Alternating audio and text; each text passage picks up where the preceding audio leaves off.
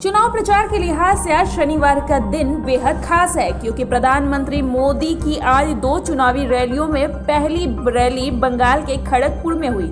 यहां पर पीएम मोदी ने भाषण में कहा कि आपका ये उत्साह साफ साफ कह रहा है कि बंगाल में इस बार भाजपा की ही सरकार बनेगी, यानी कि बंगाल में अब की भाजपा ही फतह करेगी। इसके साथ ही पीएम मोदी ने दीदी पर निशाना साधते हुए कहा कि आज दीदी 10 अग्निकार की बात करती हैं। अरे दीदी, बंगाल के लोगों ने आपको 10 साल सेवा का अवसर दिया, हालांकि आपने उन्हें लूट मार से भरे 10 साल दिए।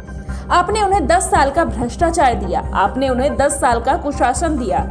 इसके साथ ही पीएम ने भाजपा शासित राज्यों का जिक्र करते हुए कहा कि जहां जहां राज्यों में भाजपा की सरकारें हैं, वहां केंद्र और भाजपा की राज्य सरकार मिलकर डबल इंजन की ताकत से जनता जनार्दन की सेवा में लगे हुए हैं। इसके साथ ही उन्होंने कहा कि हम सबका साथ, सबका विकास और सबका विश्वास के मंत्र के साथ काम कर रहे हैं। लेकिन यहाँ पश्चिम बंगाल में दीदी विकास की हर योजना के सामने दीवार बनकर खड़ी हो गई है।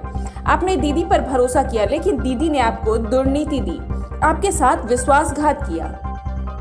आगे पीएम मोदी ने कहा कि बंगाल ने कांग्रेस के कारनामे को देखे हैं, वाम दल की बर्बादी का अनुभव किया है और टीएमसी ने भी आपके सपनों को चूर चूर कर दिया है। पिछले 70 साल में यही देखा जा रहा है। हमें 5 साल का मौका दीजिए, 70 साल की बर्बादी को हम मिटा देंगे।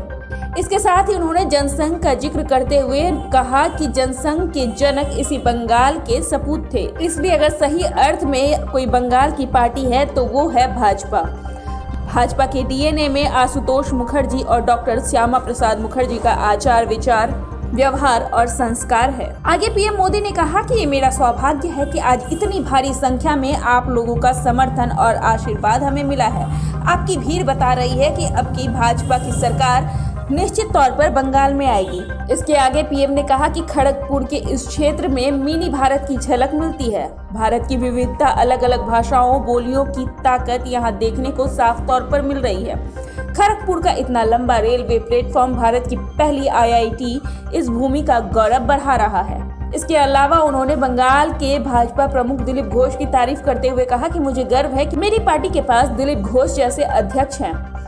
उन पर अनेक हमले हुए, मौत के घाट उतारने की भी कोशिश हुई, लेकिन वो बंगाल के उज्जवल भविष्य का प्रण लेकर चल पड़े और आज पूरे बंगाल में नई ऊर्जा भर रहे हैं।